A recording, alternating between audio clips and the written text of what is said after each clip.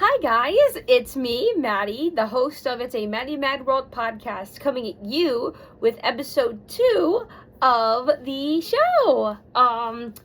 So this is kind of surprising and a little bit of a quick update, or not update, but episode 2. But my original episode 2 plan was kind of scrapped because 2 new shows came out recently that I wanted to address real quick. The first is a little indie pilot darling that's been making the rounds on the internet for a week. I'm pretty sure most of you in the animation community know what it is. I'm pretty sure you guys have heard of it. If you haven't seen it, go watch it. It's incredible. And that show is called Knights of Guinevere, on Glitch Productions. It's created by the same woman who created Owl House and her original writing team from that show. So I've never seen the Owl House, but I've heard nothing but good things. I only know of Dana Terrace's past work on Gravity Falls. That's where I heard of her from. But that pilot is incredible. That pilot is so spectacular. I will be very disappointed if it doesn't get picked up for another episode. So I'm not going to spoil it because you need to see it to believe it. But go watch Knights of Guinevere. It's amazing. It's amazing for a pilot. It's so good. I guarantee you, when the Amazing Digital Circus finishes its run, if Knights of Guinevere gets picked up, that's going to be the next big hit. I can almost guarantee it. But yeah. And another show that came out yesterday that's been getting a little bit of hype in the woodwork, is a show from Marvel Animation over at the MCU, and it's Marvel Zombies from the Concept What If episode from the Marvel's What If series a couple years ago. So this show was created and animated by Marvel Animation, Marvel Studios Animation, and I got some thoughts. As you can see, I've got my notes. I wasn't that big of a fan. Let me just start. Let me just start with the bad news, then we'll get with the good news. Let me just start, first of all, by talking about my personal perspective. I've been an MCU fan ever since, Guardians of the Galaxy, way back when the first one came out. Keep this in mind, I saw the first Iron Man in theaters as a child, but I was too terrified of that movie, and I hid under my poncho and cried the whole time. I barely knew what was going on in that movie at the time. I saw the first Avengers in theaters with my uncle and cousin. That didn't get me. But Guardians of the Galaxy did. And from that moment on, I was hooked. I was a Marvel Studios fan. I was a diehard fan. I loved the MCU back during the Thanos saga. The Thanos saga is one of the most well-written, cohesive narratives in film history, at least in my opinion. Because every single movie, whether you want to say any movie from the Thanos saga was bad or good, or the Dark World, every movie tied together perfectly, beautifully.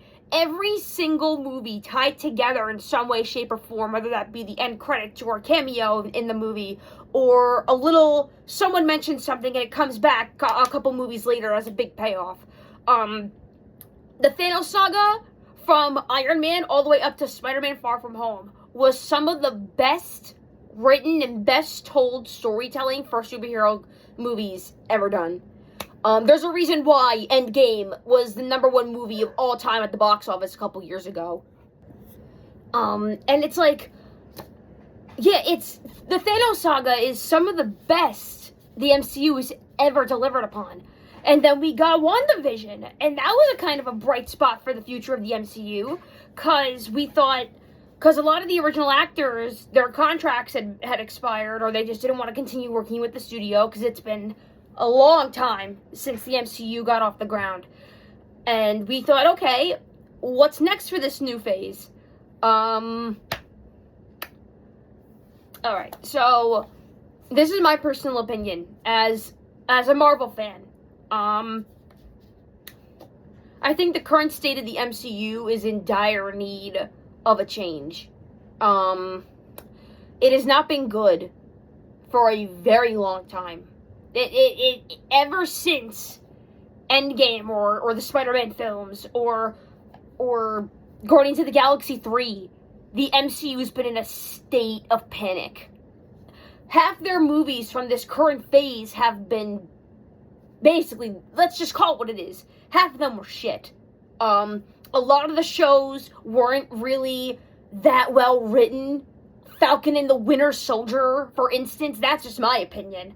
Again, my opinion. This is my podcast, my opinion. Please don't come for me with the pitchforks.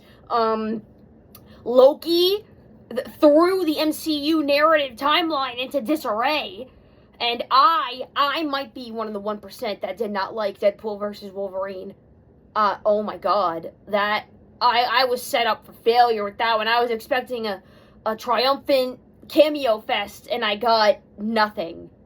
I got nothing for all that hype.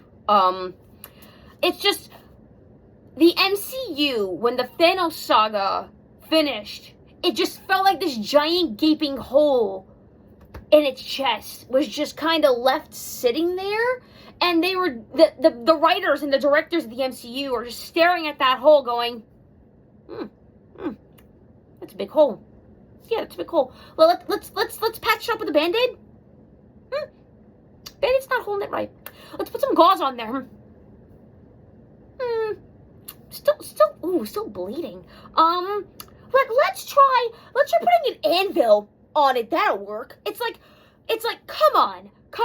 We're not stupid. I feel like they're taking the fans for granted at this point. And this is coming from someone who loved the MCU and in its heyday. I was there for almost every movie premiere. I was there for Civil War. I was there for all the Guardians movies. I was there for Doctor Strange 2, hoping it would be good, because for those of you who don't know, Doctor Strange is my favorite MCU character, and it's not because of Benedict Cumberbatch. Doctor Strange is my favorite MCU character and my favorite hero. And it was actually because of Infinity War that I got into Doctor Strange as a character and started buying the comics to read up on his lore. And Doctor Strange 2 is just the biggest slap to the face to the fans, in my opinion. Again, and we'll talk about Wanda.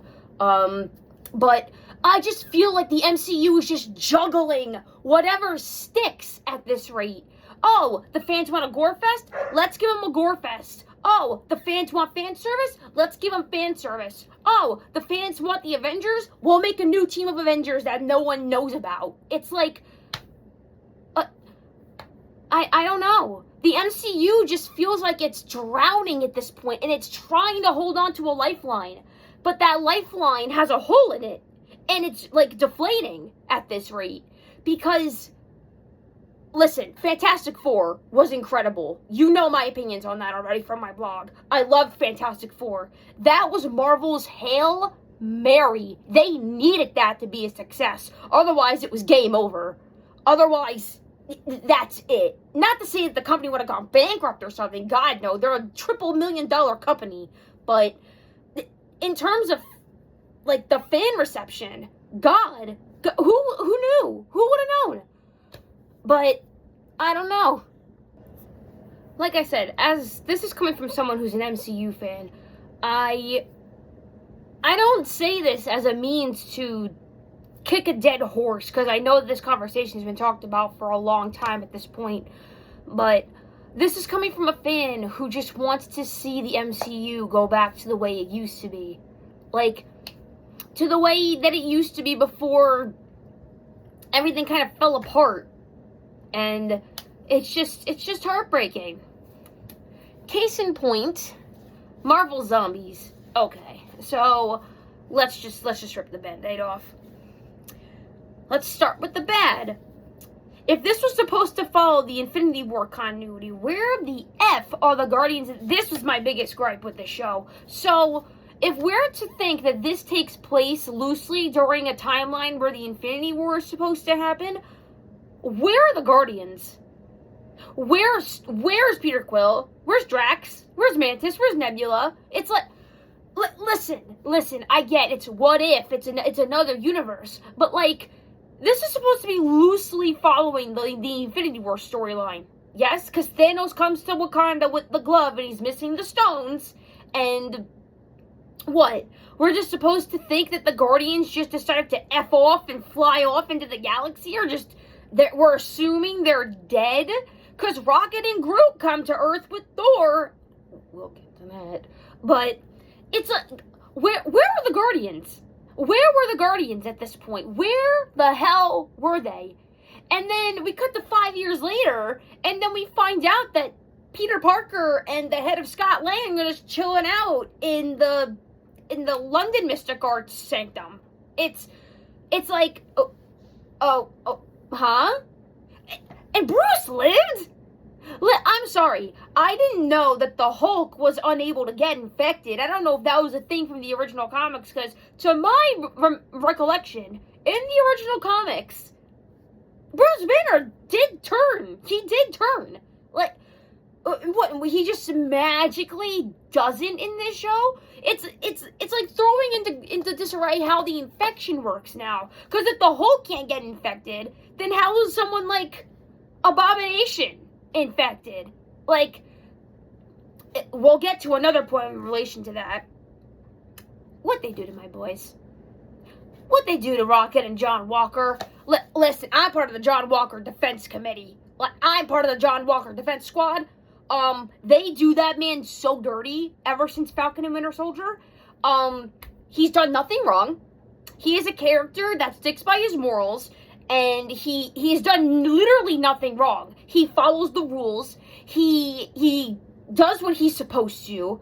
Oh, but what? Because he made one bad decision in a fit of rage after his best friend was murdered by terrorists? Oh, now he's a bad guy. Now we gotta hate John Walker. John Walker did nothing wrong. John Walker is not a bad guy. And the way they treat him in episode, what was it, 2? He's just some lackey I almost didn't recognize him. I thought he was just some guy that worked for Zemo. And then I started looking at his face and I was like, he's so familiar. And then I think at some point towards the end of the episode, Zemo says, "Get over here, John," or something like that. And I was like, there's no way that's John Walker. And then lo and behold, it's John Walker. And of course, snap him in half like a goddamn Twix candy bar, and he dies. Come on now. Really? You're gonna do John Walker that dirty too? It's like, he already gets enough of a bad rep from the writers. You don't need to stick it to him even further. I'm sorry. You killed off Rocket Raccoon, one of the smartest individuals in the goddamn MCU, probably up there near Tony Stark levels in terms of ingenuity and smarts. I'm sorry, that's bullshit.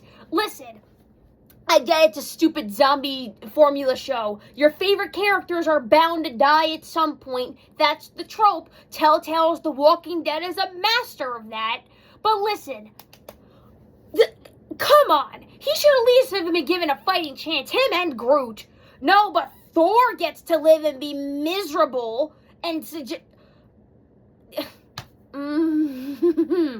I think they killed Rocket off because he would have found a way to kick zombie ass, and they had to get him out of the equation because that he makes cool gadgets, and they thought, oh shit, if we put Rocket in the Survivor Squad, game over.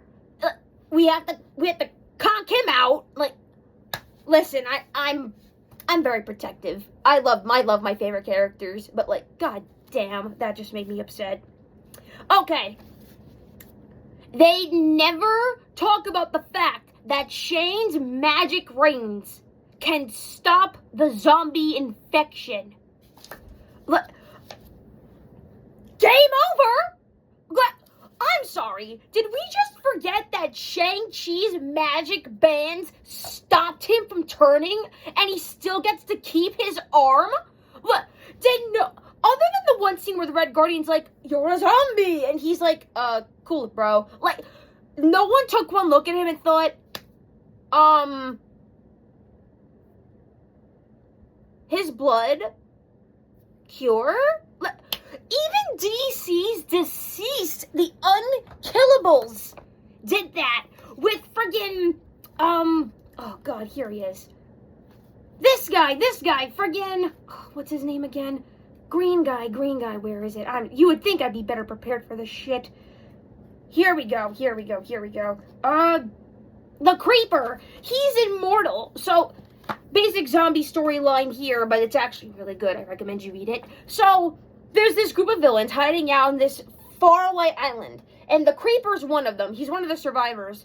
And this immortal 500-year-old guy decides, oh, the Creeper and friggin' Deathstroke are immortal. They can't get infected because their regeneration process stops the effects of the infection.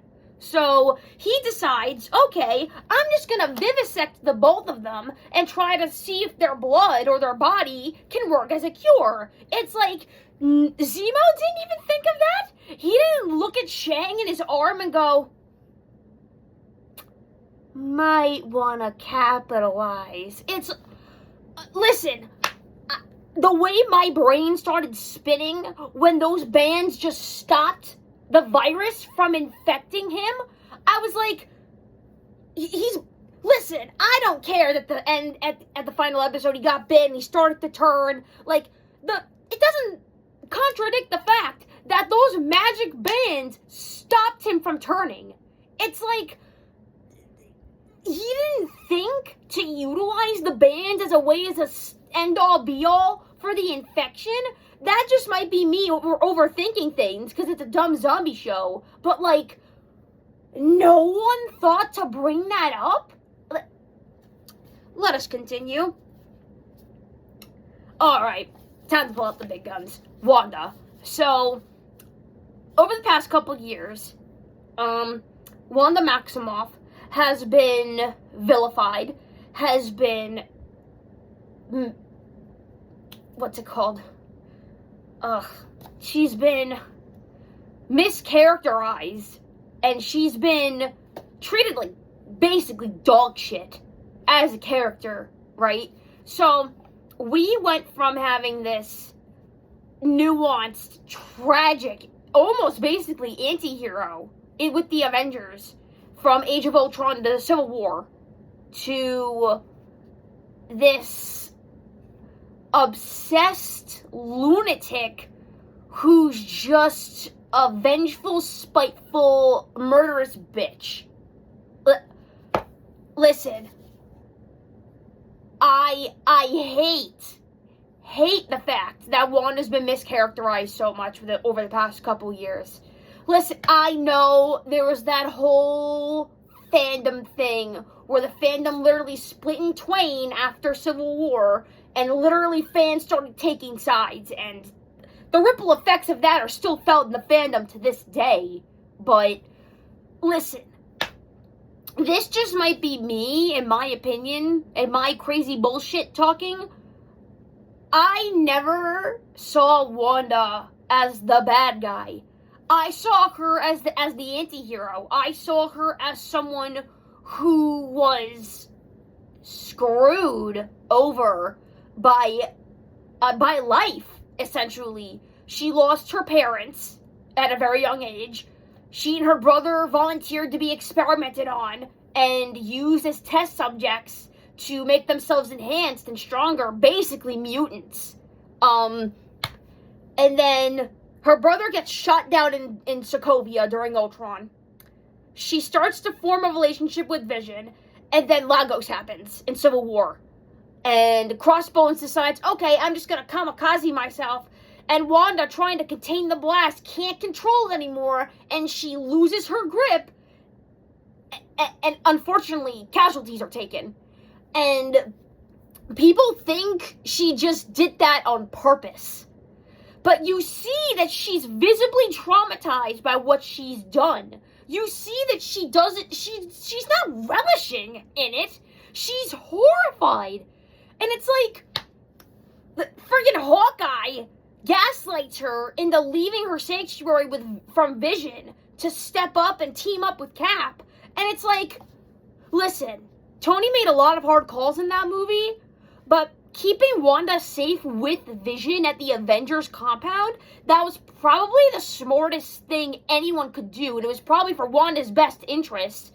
But no, we gotta say, oh, but Wanda, she should be free. She should just allow herself to be gaslit and to be used basically by her friends to prove a point. It's, come on, we're not playing the baby patty cake bullshit here. Wanda was better off safe with Vision and back at the compound. Listen, I'm Team Tony any day.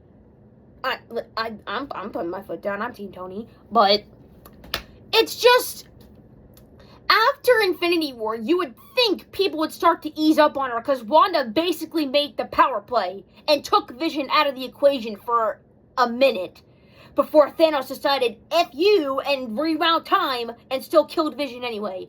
Wanda literally made the hardest sacrifice she had to make by killing the man she loved with her own hands because she was the only one that could do it, to take out an Infinity Stone. And then her efforts were thwarted anyway. And then the snap still happened. And people went, once everybody came back, as soon as WandaVision started, Wanda's such a bitch. She kept that town imprisoned on purpose. Did no one watch the same show? Did no one watch the same show? No, she didn't. She was depressed. She was at her breaking point, and she had finally had enough and had a mental breakdown and accidentally cast a spell on, God, the town. Ugh. It's literally gonna come back to me by the end of this review, and I'm gonna be like, I'm such a dumbass. You would think I would know. In New Jersey, and it wasn't intentional, is what I'm trying to say. She didn't intentionally keep that town captive. She had a nervous breakdown because she literally lost the love of her life, and everything else in her life just decided to go, F you in particular, Wanda. You don't get to be happy. And just everyone decided to write her off as this uncaring villain because of Doctor Strange 2. Doctor Strange 2 ruined Wanda as a character. They made her so hyper-focused on getting her kids back. It's like, oh, Vision doesn't matter? You know, the love of your life? The man that you literally would have done anything for? You wanna sacrifice your happiness with him? He's still out there. Vision, by the end of WandaVision, he gets his memories implanted back into the new cybernetic version of him, the white version of him, and he's still out there. Wanda could have easily gone looking for him, but no, let's rewrite her character to be this psychopathic monster and just have her want to take over the world for the sake of kids that she's never had. It's like, listen, I understand that's what the comics were about. Marvel Comics takes a lot of sources from their comics. But when it comes to the movie writing, they mischaracterize her so much. I feel like this was their version of trying to make the House of M, but at this point, they didn't have mutants yet because they were still owned by Fox. And then Disney acquired Fox, which meant having property rights over the X-Men again. But at that point, they couldn't just throw the X-Men into the MCU like that. And they had to go, let's do the next best thing. And just rewrote her character in Doctor Strange 2 to be the opposite of what she was. She's a tragic anti-hero whose life crumbles around her and she just has to watch it fall apart in front of her. But she still gets up to do the right thing at the end of the day. She's not just going to be like, oh, screw everyone else. I'm going to do my own thing. It's like that moment in Age of Ultron where Hawkeye talks her into being a hero. That's such an important moment for Wanda as a character. But it's like these new writers just decided to take a look at Wanda's character. That's great. Let's do something else. It's like, I feel like they don't understand Wanda. I really don't. Ever since WandaVision, people just think Wanda's just this heartless monster. But no, she's a tragic anti-hero whose own follies kind of cave in around her as a result of constant misfortune being thrown at her by life. It sucks. And it gets no better in Marvel Zombies. She's just the zombie queen. She wants to rewrite reality and save the world. But in reality, she just wants to keep the zombie plague going. It's like, what was her motive? What was her motive? To keep the zombie virus going? What's the end game? What does she gain? Because once she rewrites the universe, the zombies are still there. If anything, by the ending's supposed to be taken out into context. Where are you going to go? Earth has been quarantined. The Nova Corps will kill anyone who tries to escape. It's literally a dead zone. A dead zone. No one can get in. No one can get out. You're basically screwed. No one on Earth can get out. And what did Wanda expect to happen? She takes over reality, rewrites it to her own fitting image. And then what? Then what? They're still zombies. It's not like she was gonna just bring everyone back to life because the new version of Wanda is bad and evil and she's gotta be mean. Listen, this is just a personal gripe with me. I hate what they've done to Wanda. I had to get that tangent off my chest. Continuing. Okay, why is Kamala suddenly Frodo? Why is she the chosen one? Why is she so special? Because I, as a comic book reader, I have very little knowledge of Kamala in the comics. I've only ever seen her in a few scant solo issues and team-up issues. I read, I believe it was called Champions, Marvel's Young Avengers Champions, back when that first issue came out. I think I still have it. I thought it was just okay. I thought she was a fine character, nothing to write home about. But I know that she's a fan favorite. I know that she's beloved by the Marvel fandom, both in the comics and now in the MCU because of the show. But again, I have no experience with Kamala Khan as a character because I've never seen the show, and I barely know her in the comics. I only know anything from her from what she's in. Like, in terms of, like, group ensemble comics. That's what I'm trying to say. I don't doubt that she's not a good character. But we don't get explained why she's suddenly the chosen one. Outside of that little MacGuffin thing she carries with her, once that's gone, why is she so special? Why is she suddenly this conduit for Wanda to channel her power into to rewrite reality? That's never properly addressed upon. Because all Kamala can do is create these diamond barrier things. What does Wanda need that for? What does Wanda need diamond barriers for? It's like, why is Kamala suddenly the chosen one? I don't understand.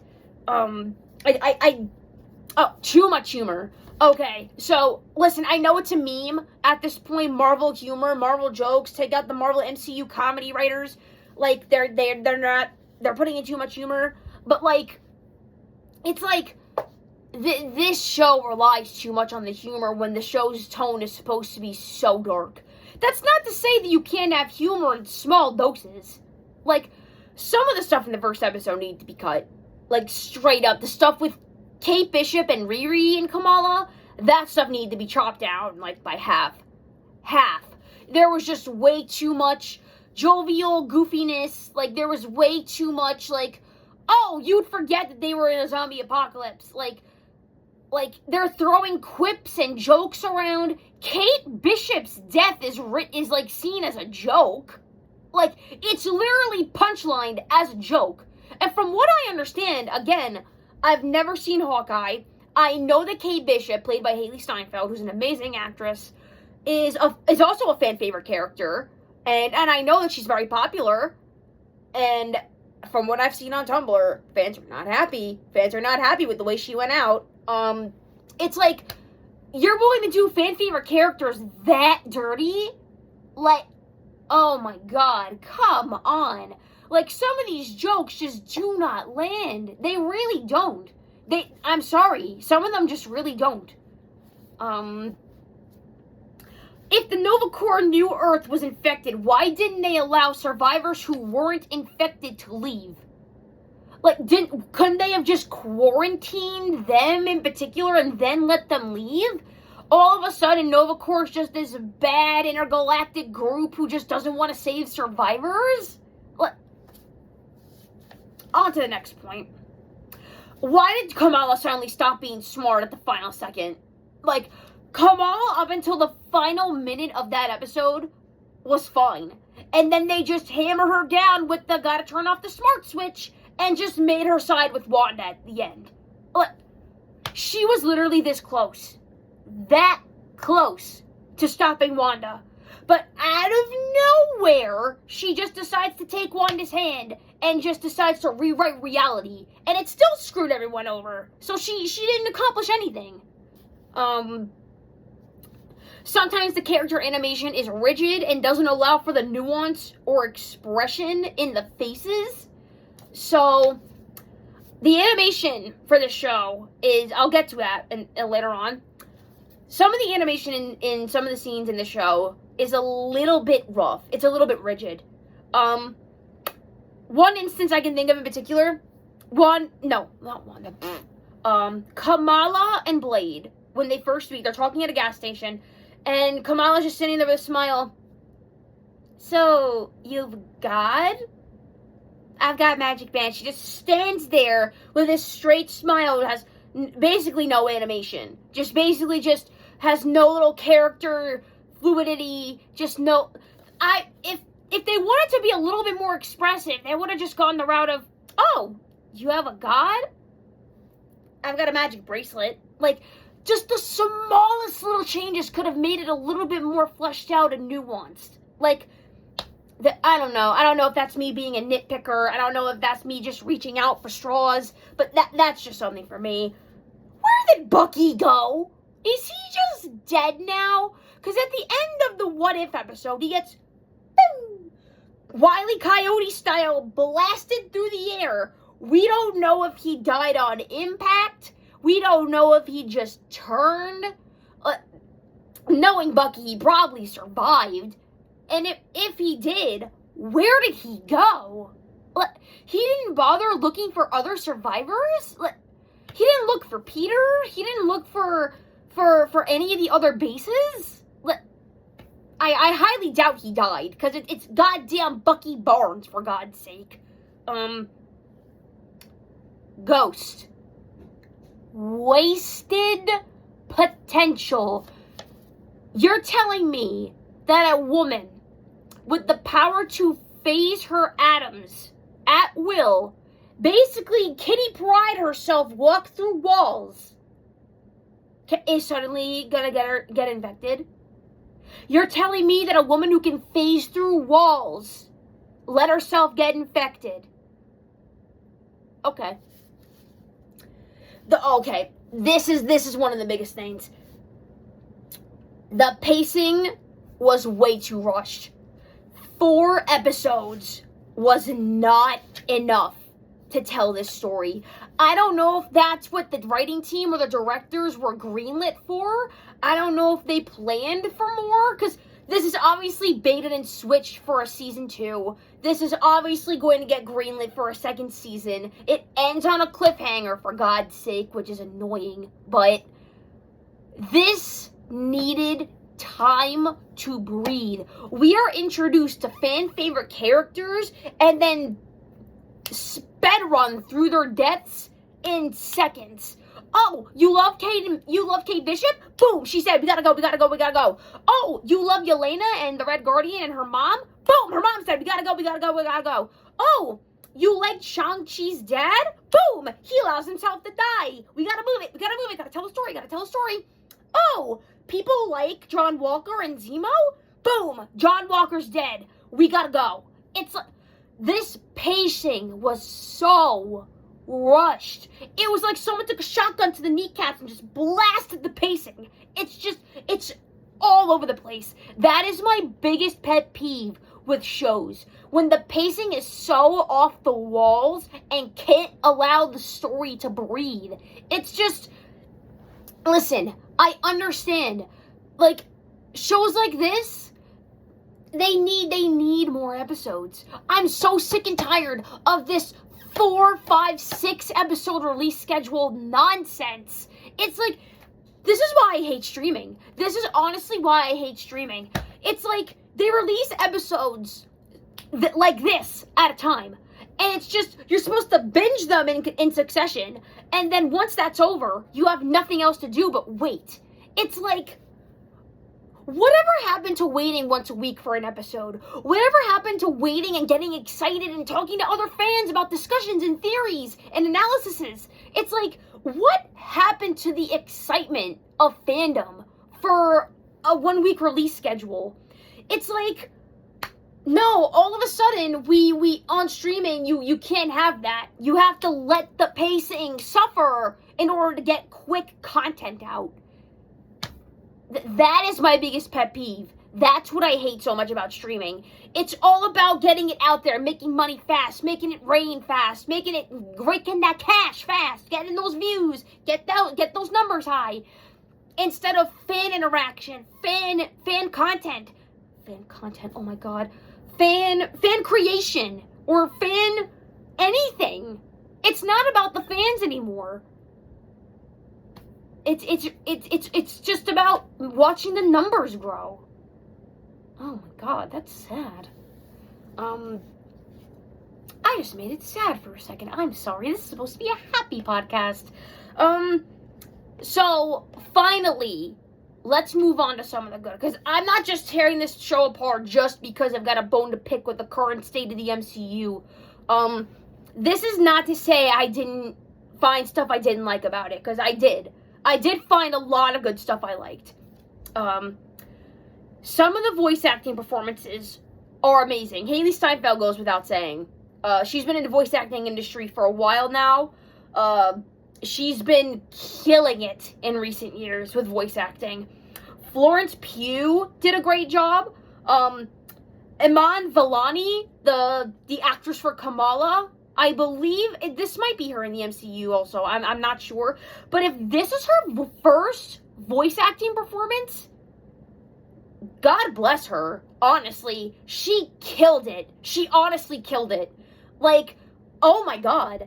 I have no connection with Kamala Khan in the MCU, but this show actually made me like her character. I loved her vocal performance. She knocked it out of the park. Nothing but high praise for me for Iman Vellani. Amazing performance. And David Harbour, who somehow got better at voice acting after his experiences from Creature Commandos. That I'll probably talk about that for Halloween. But David Harbour's performance in Creature Commandos was a little stale, but I don't know what changed between Creature Commandos and this, cause my god, that man can scream. David Harbour as the Red Guardian is bone chilling when he gets emotional. It's downright that I got goosebumps. I straight up got goosebumps.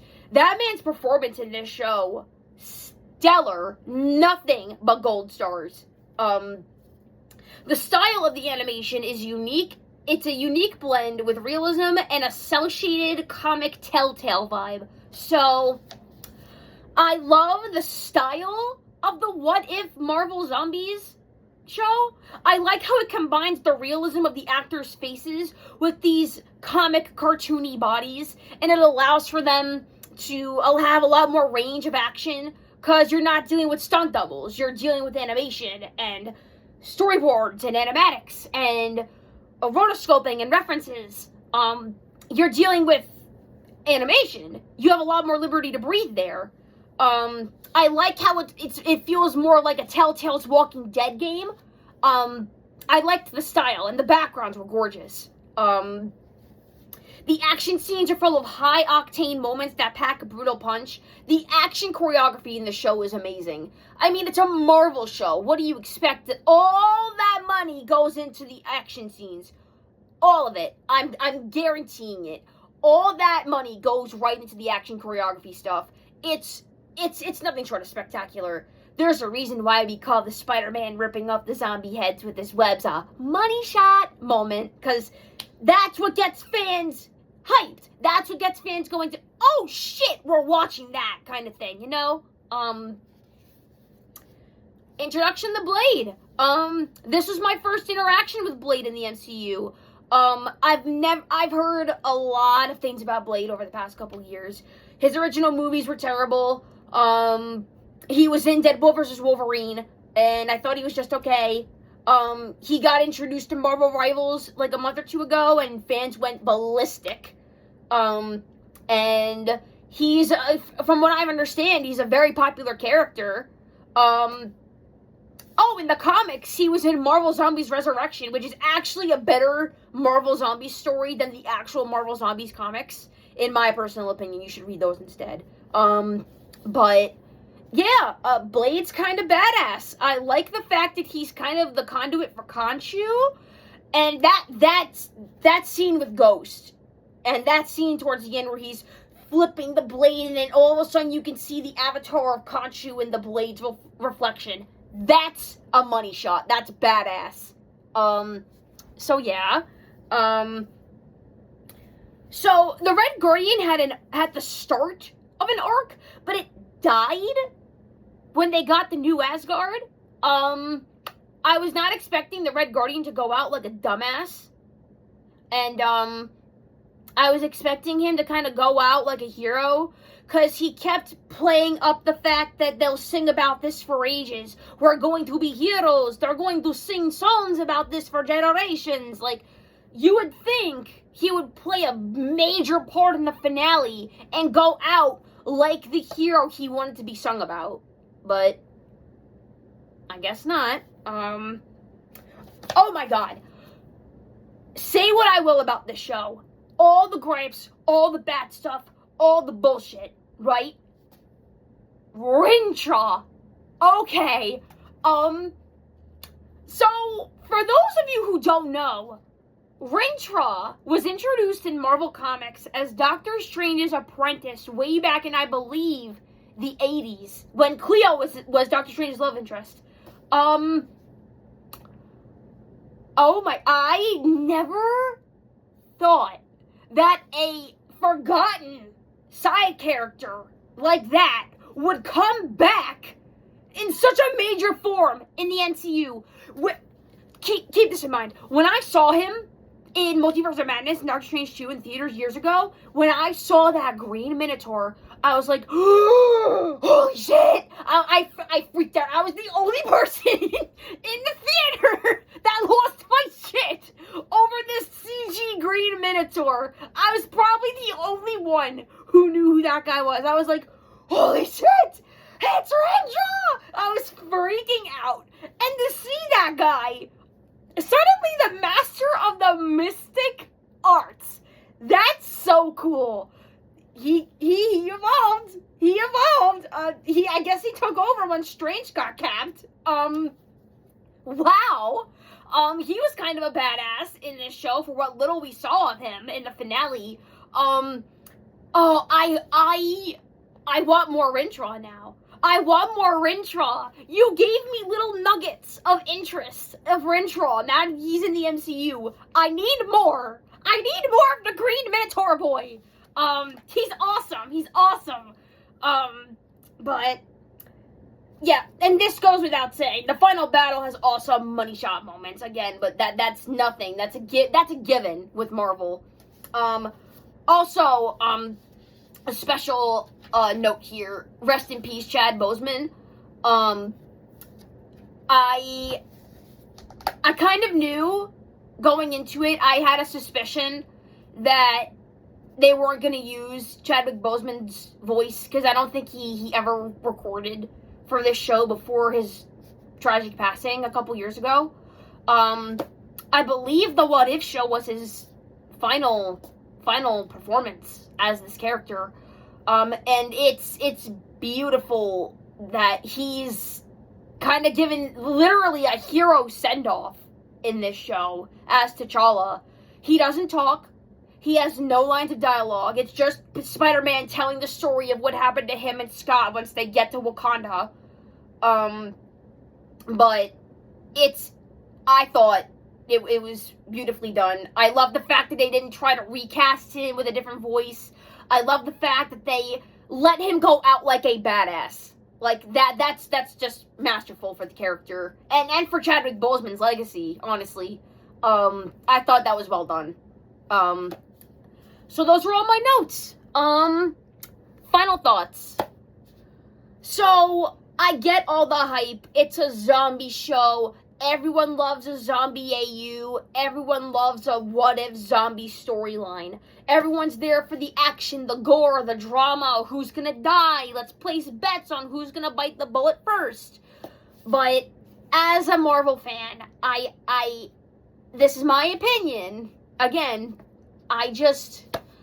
there were more flaws in this show than I would have wanted. I was expecting a lot of character emotion. I was expecting a lot of drama. I was expecting a lot more depth from a lot of these characters. But instead, I got this. I've seen fans speculate that this was supposed to be something more before the writer's strike and COVID, obviously. But you could tell there was so much more potential for something to be made from this, but we got this. To anyone who likes horror or zombie shows, this is for you.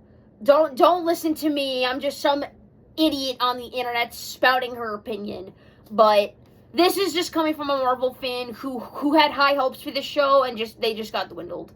My final score, honestly, a 5. A 5 out of 10. It's mediocre at best. A lot of the stuff drags the score down. The good is definitely there, don't get me wrong. My good points still stand. But I had a lot of issues with the character writing and the story continuity and just a lot of it in general. But yeah, surprise episode 2 concluded. I know this was a little bit more of a negative review, but I'm hoping to have a lot more positive reviews coming up for the month of October, because it's spooky, scary skeleton month, and I'm hoping to try to do some Halloween-themed episodes. I've got an episode prepared towards the end of October. I already know what I'm going to do for that. I'm hoping to cover a lot more obscure Halloween media, so yeah. If you watch this show, let me know what you thought. Did you find something in it that I didn't like, that you liked? Let me know. And if you liked it, that's awesome. More power to you. I'm so happy. I'm honestly so glad that you found more in this show to like than I did. But yeah, I will see you in the next video. And I will see you in another episode of It's a Maddie Mad World. Stay unique, and happy fall!